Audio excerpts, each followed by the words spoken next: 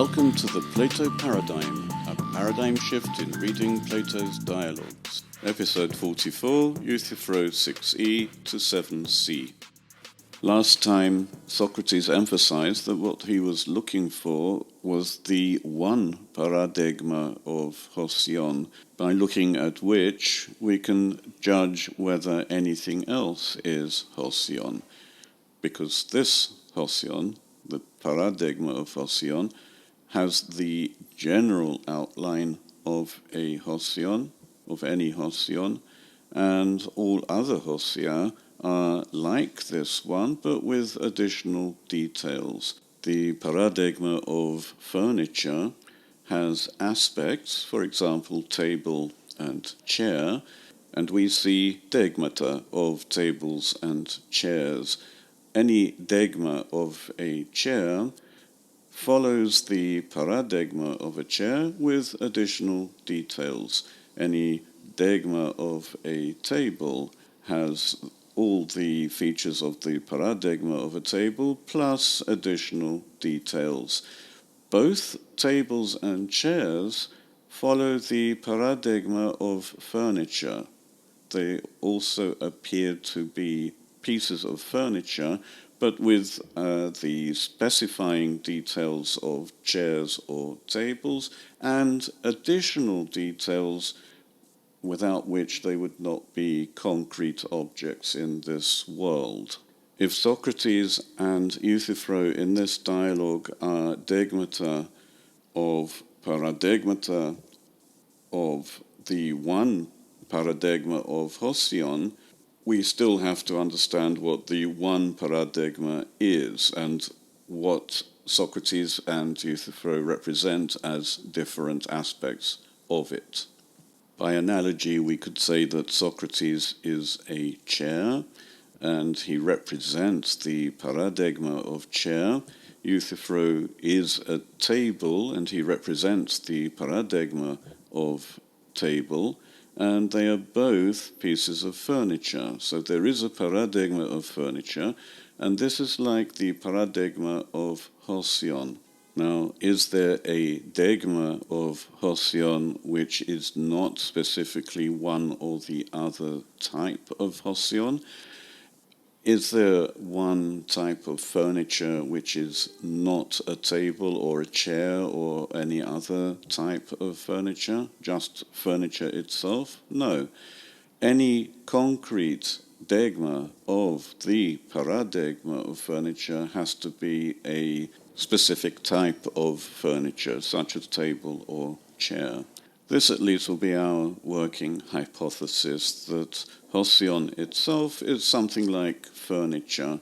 Therefore, we will never see a specific thing in this world which will be just furniture. It will be a type of furniture. So we will always see types of hosion.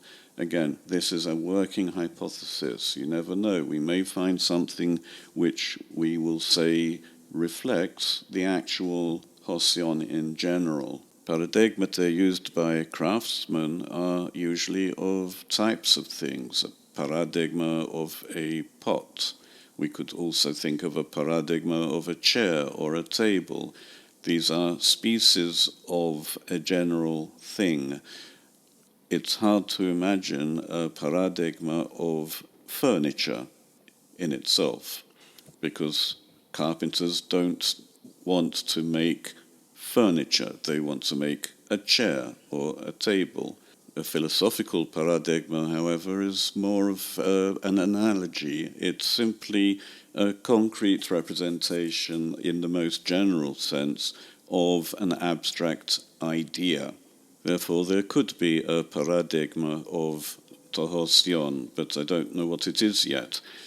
There should be aspects of hosion because we have Socrates and Euthyphro, and according to the hypothesis, they are degmata of paradigmata of aspects. If there is a paradigma of hosion itself, we may expect to see a degma of it in this dialogue. Still, there's no need to speculate. We can just carry on reading the dialogue. At the moment, Euthyphro has just said that he is quite willing to answer Socrates' question, what is the hosion itself? And he said, so if that's what you want, then I'll tell you. And Socrates says, alamin bulo maige. Yes, indeed, that's what I want. So Euthyphro now says, esti toinund, tomin tois the ois prosphiles hosion, tode me prosphiles and osion. So, what is dear to the gods is hosion, and what is not dear to the gods is anosion.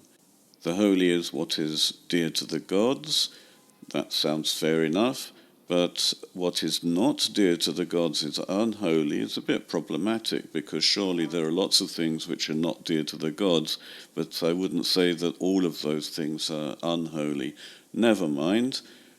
Let's stick with what is holy, what is dear to the gods. This does actually fulfill Socrates' request. He wanted one definition, basically, of the holy, and Euthyphro has given him one. So let's see if Socrates is pleased with this. Pankalos o Euthyphron kai hose goid zetun apokrinas thaise, hutonun apekrino. Very finely, Euthyphro, and as I was asking you to answer, thus have you now answered. So it does sound like Socrates is happy with the answer, but we should recall that saying very finely means that the answer sounds good. It doesn't mean that it is good. This is also clear from what Socrates says next. Ementoi alethos, tuto upo oida, ala su delon hoti epek didaxes hos estin alethe haleges. If indeed, truly, this I don't yet know, but you, it is clear, will teach me completely that what you say is true. Panumen un. Yes, indeed. Ferede, episkepsometha tilegomen, tomen Theophiles te kai Theophiles anthropos hosios, tode Theomises kai ho Theomises anosios. Come now, let's look over what we're saying. What is dear to the gods, and who is dear to the gods, the person who is dear to the gods, is holy.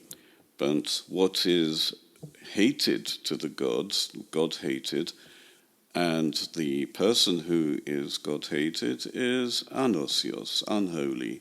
Notice we're no longer talking about activities, but things and people. But we can say that activities are things as well, so they're included. This is a more general thing than what Euthyphro said before. Socrates carries on. Ut auton destin, alato enantioteton, to hosion to anosio uchutos, utomen un. Not the same thing, but the very opposite, the hosion from the anhosion. Isn't this so? Yes, this is so. This is the case with concepts. If you have one concept and it's negative, that is the very opposite of the concept. This is different from things. Things may not quite be the opposite of other things, but when it comes to concepts, it's very clear-cut. And given that Socrates and Euthyphro are very clear-cut opposites in some things, in those things they represent aspects of a concept.